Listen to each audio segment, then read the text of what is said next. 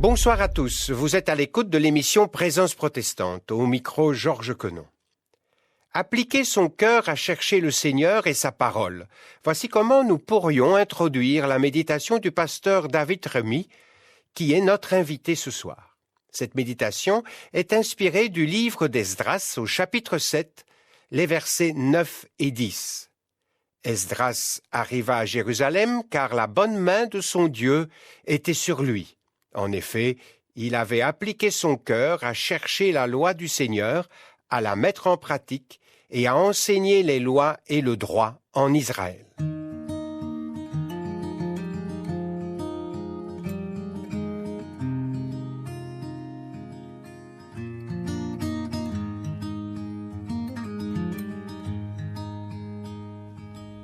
Entre tes mains, j'abandonne tout ce que j'appelle mien. Oh, ne permets à personne, Seigneur, d'en reprendre rien.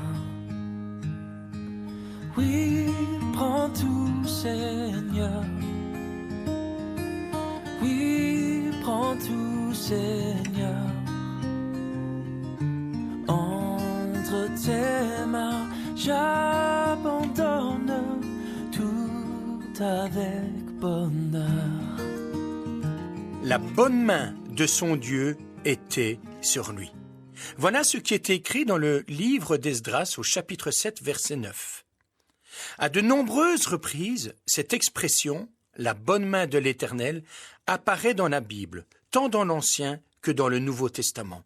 Un exemple parmi tant d'autres, dans le livre des Actes, au chapitre 11, verset 21, il est dit « La main du Seigneur était avec eux, les disciples, et un grand nombre de personnes crurent et se convertirent au Seigneur. L'Église croissait, grandissait parce que la main de l'Éternel était sur elle. » C'est principalement dans le livre d'Esdras et Néhémie où, à 8 reprises, il y est fait référence de cette bonne main de l'Éternel. Cette expression nous dévoile tout simplement un Dieu qui pourvoit à tout ce qui est nécessaire. À un autre moment, il y est fait référence de cette bonne main de l'Éternel pour révéler un Dieu qui dispose les cœurs favorablement, même celui des ennemis. Ou encore un Dieu qui protège et qui mène à bon port, présent tout au long du chemin et des dangers.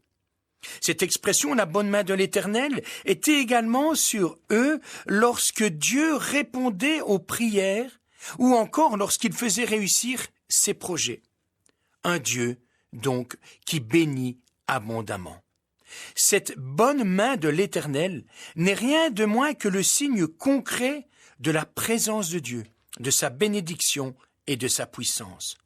Au travers de son serviteur Esdras, Dieu a accompli ses plans de façon magistrale. La bonne main de son Dieu était sur lui. Voilà ce que nous révèle ce verset 9. Mais pourquoi la bonne main de Dieu était-elle sur Esdras et pas sur un autre? Pourquoi Dieu a utilisé Esdras plutôt qu'un autre? Le verset qui suit, le verset 10, nous explique quelles furent les 3 étapes dans la vie d'Esdras qui lui procurèrent cette présence et la bénédiction divine.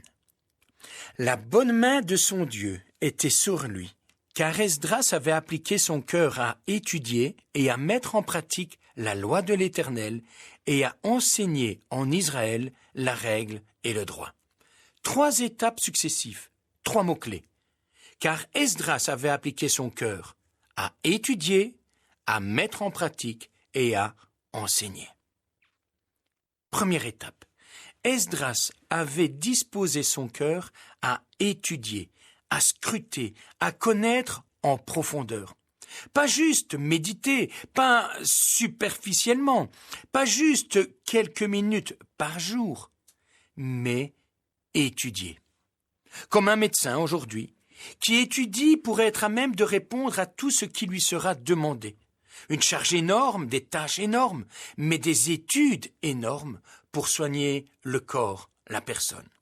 Il ne nous viendrait pas à l'esprit d'aller nous faire soigner par un jeune homme qui a juste un brevet de secouriste. Non. Nous irons là où nous savons que quelqu'un a été formé et est équipé à répondre. Le fait que je me brosse les dents tous les jours fait-il de moi un bon dentiste? Nous ne pouvons donner que ce que l'on a reçu. Nous ne pouvons transmettre que ce que nous avons reçu. Et c'est pourquoi il est tellement important de prendre le temps d'étudier cette parole, d'étudier ce qu'elle enseigne, étudier le contexte, étudier les paroles qui y sont écrites. Que voulons-nous transmettre? Nos idées? Nos compréhensions? Notre interprétation? Faire fi simplement de tout ce que nous pourrions consacrer comme temps à l'étude? Non. Tout dépendra de ce que l'on étudiera. La Bible, sola scriptura et tota scriptura. La Bible, seulement l'écriture, comme le disaient les réformateurs, mais toute l'écriture. C'est bien ce que l'on peut dire sur la Bible, mais Dieu seul parle bien de Dieu. C'est une des paroles les plus fortes de Blaise Pascal. La Bible, elle, ne se trompe pas. Nous pouvons nous tromper, mais Dieu pas. Quand Dieu parle, mettons-nous à son écoute. La deuxième étape dans la vie d'Esdras qui lui a permis d'avoir cette bonne main de l'Éternel sur lui était qu'il avait réussi à mettre en pratique cette parole. C'est-à-dire qu'il a réussi à appliquer dans sa propre vie ce qu'il avait compris de son étude.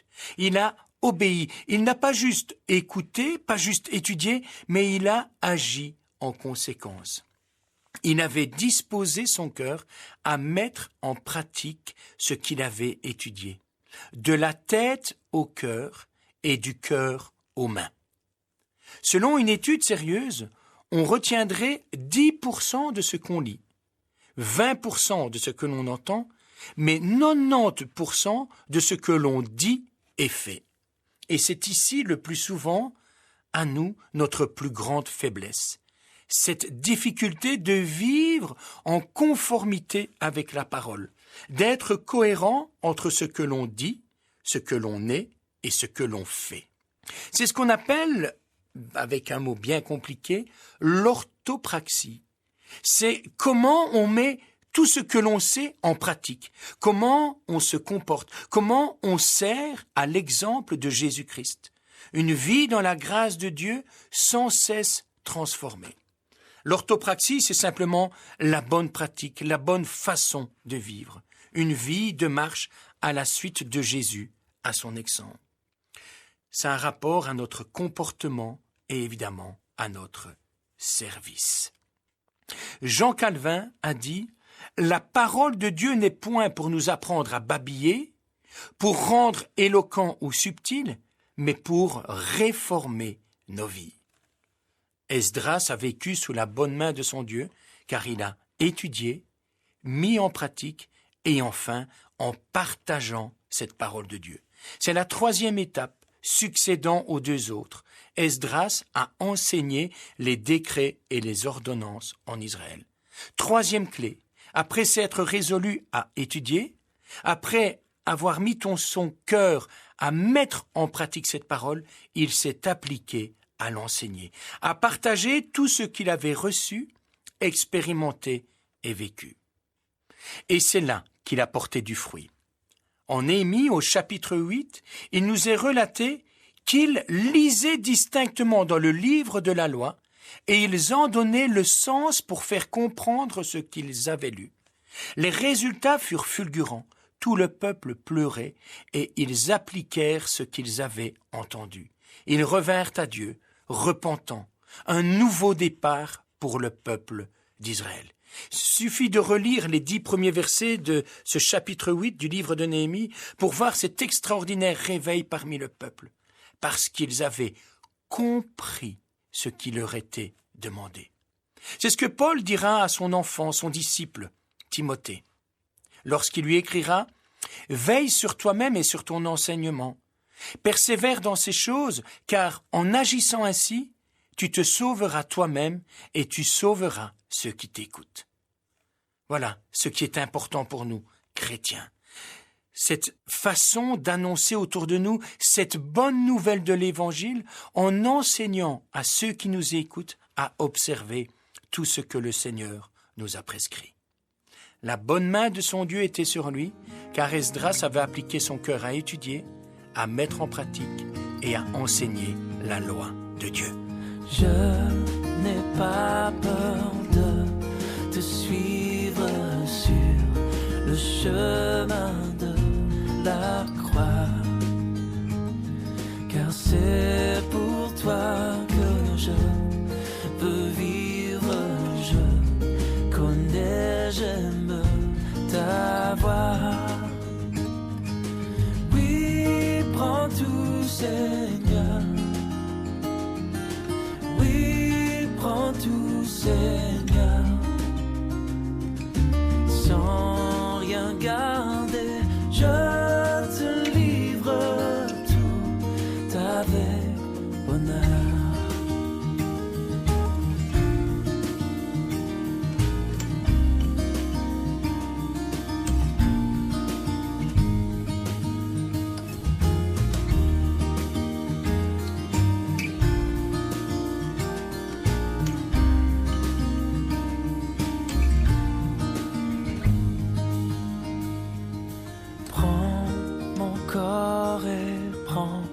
Mon âme, que tout en moi soit à toi, que par ta divine flamme tout mal soit détruit en moi.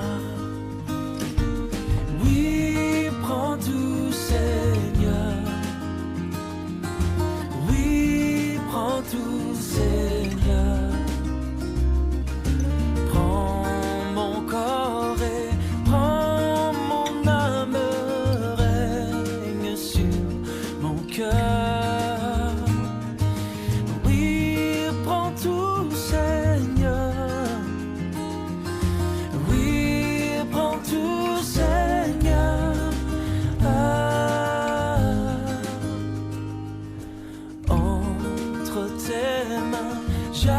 J'abandonne tout avec bonheur.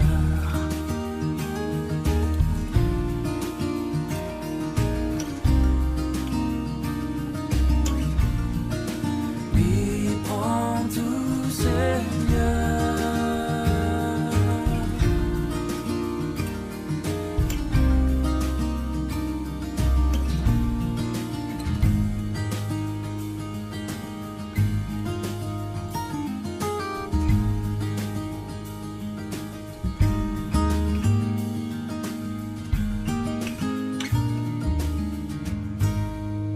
Vous pouvez réentendre cette émission avec le pasteur David Remis sur Ovio et aussi sur notre site www.aprt.be.